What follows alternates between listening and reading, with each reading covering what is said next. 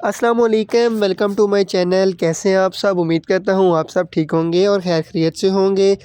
आज की इस वीडियो के अंदर हम बात करने वाले हैं प्रोमी कैप्सूल्स के बेनिफिट्स, यूजेस और साइड इफ़ेक्ट्स के बारे में।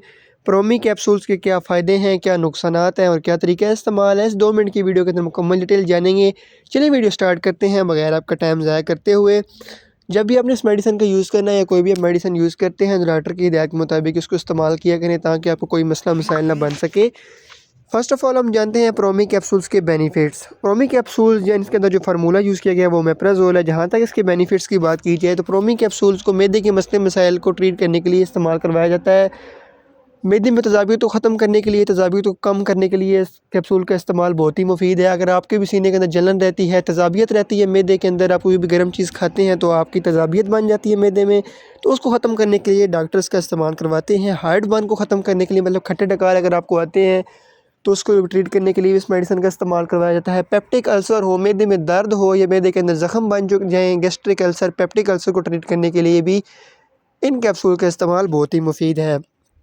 उसके बाद ये जो आपकी खुराक वाली नाली होती है, इसके अंदर अगर तेज़ाबियत बन जाए, ज़ख्म बन जाए, उसके बाद आपको ऐसे तेज़ाबियत महसूस हो, मैदे के अंदर जलन महसूस हो, तो उसको ट्रीट करने के लिए इन कैप्सूल्स का इस्तेमाल करवाया जाता है। और कुछ लोगों को डॉक्टर डिक्लोफेनिक सोडियम के साथ भी इसको इस्तेमाल करने के लिए देते हैं, क्योंकि कुछ लोग डिक्लोफेनिक लेते हैं तो उनसे उनका मैदा ख़राब हो जाता है, तो ये कैप्सूल मैदे को सेव रखते हैं। ये हो गए इन कैप्सूल्स के बेनिफिट्स। अब हम बात करते हैं इन कैप्सूल के साइड इफ़ेक्ट्स की और नुकसानात की और तरीक़ा इस्तेमाल की। तो वो बताने से पहले आपसे रिक्वेस्ट है कि यार चैनल को सब्सक्राइब कर दें ताकि मेरी आने वाली वीडियो आप तक पहुँच सके। तो प्लीज़ यार ये मेहरबानी कर लें आप, ठीक है। तो जहाँ तक इस कैप्सूल के तरीक़ा इस्तेमाल की बात की जाए तो ये 20 mg कैप्सूल दिन में 2 टाइम और 40 mg एक टाइम यूज़ किया जाता है।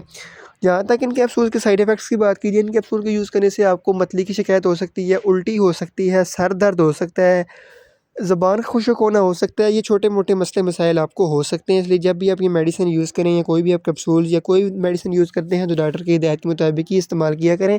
ये थी आज की वीडियो। उम्मीद करता हूँ आपको वीडियो पसंद आई होगी। अगर कोई बात समझ नहीं आई तो कमेंट करें। इंशाल्लाह मिलते हैं अगली वीडियो के अंदर। अल्लाह हाफ़िज़। Thanks for watching.